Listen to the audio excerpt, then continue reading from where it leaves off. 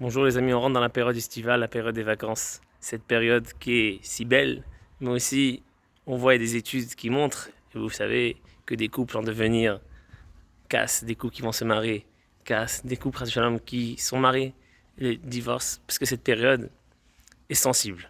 Je vais raconter une petite histoire. La Gemara dans Ta'anit nous raconte qu'une jeune fille marchait en chemin dans la forêt, et elle est tombée dans un puits, trébuchée, tombe dans un puits. Elle crie au secours et un garçon qui vient qui essaie de la sauver. D'abord, il vérifie que c'est vraiment un homme, une femme, et pas un démon ou quoi, comme à l'époque. Et il arrive à la sauver. Et quand il arrive à la sauver, il prend contact avec elle. Il dit, ah, on va se marier. Je trouve que t'es une fille bien, je veux me marier avec toi. Et lui dit, mais on se marie pas comme ça. Il faut voir les familles, il faut voir les témoins, faut faire une choupa, kiddushin, etc. Enfin, faut pas des choses pas comme ça. Je dis, ok, alors qu'est-ce qu'on fait? Je dis, ben, faut qu'on se donne une parole. Oui, il dit, mais qui va être témoin de notre parole? Qui va être le garant de notre parole? Et lui dit, il y a un rat ici qui est passé, hop, c'est le rat va être notre témoin. Et le puits dans lequel je suis tombé, il va être notre témoin. Ok. Lui rentre chez lui, elle rentre chez elle. Avec le temps, ils ont oublié. Surtout le garçon a oublié. Et il s'est marié avec une autre femme. Et il a eu des enfants. Et elle, entre ce temps-là, elle attendait. Et pour rester réservée à cet homme, elle s'est fait passer pour une folle. Tout le monde dit qu'une fois comme ça, on lui présente pas de nouveaux garçons. Elle attend, elle attend, elle attend. Elle n'a pas aujourd'hui téléphone, etc. Elle attend. Lui, avec des années, a eu des enfants, un garçon, une fille. Un jour, son garçon se fait mordre par un rat et meurt.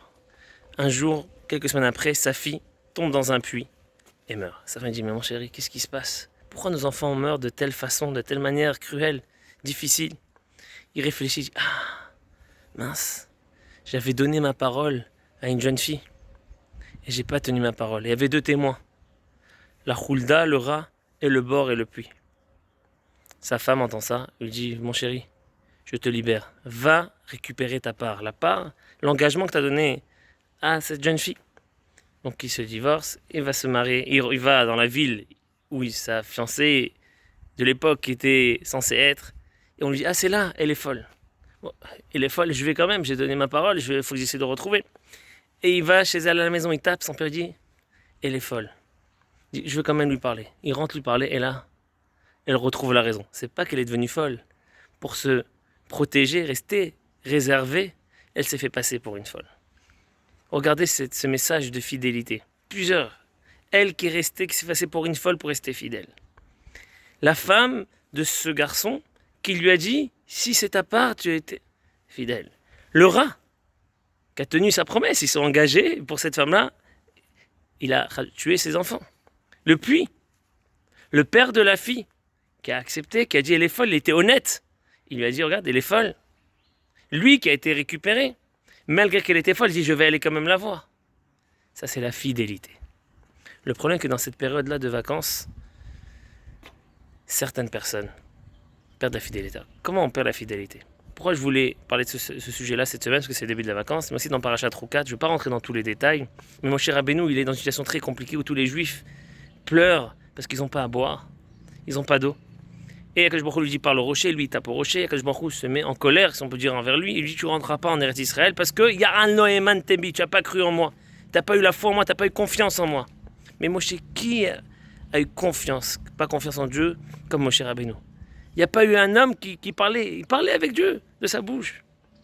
On dit, vous savez, Akash Baruch Hu dit, tu sais, les enfants d'Israël, quand je te parle, quand je parle à un juif, ils savent que je parle à travers ta bouche. Quand un juif il voit que tu le cries, que tu es en colère, parce que tu leur dis les rebelles, je vais vous sortir de l'eau, il considère que c'est moi, Dieu, qui suis mis en colère. C'est ça que je dis.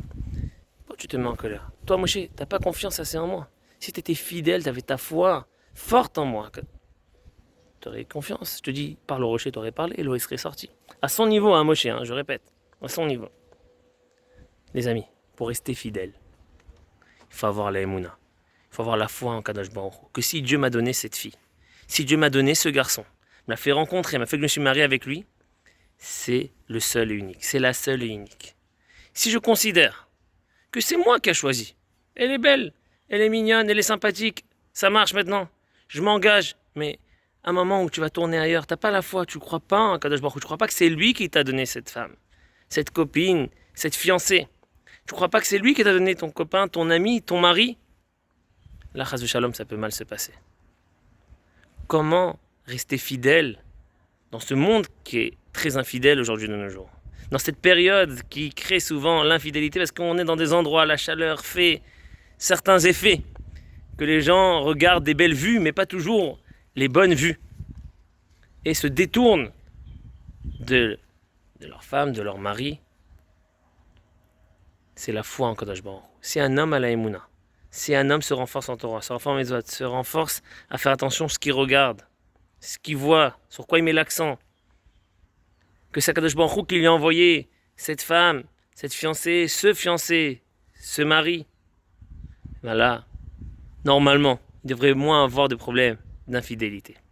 Les amis, vous faites tous un bon Shabbat.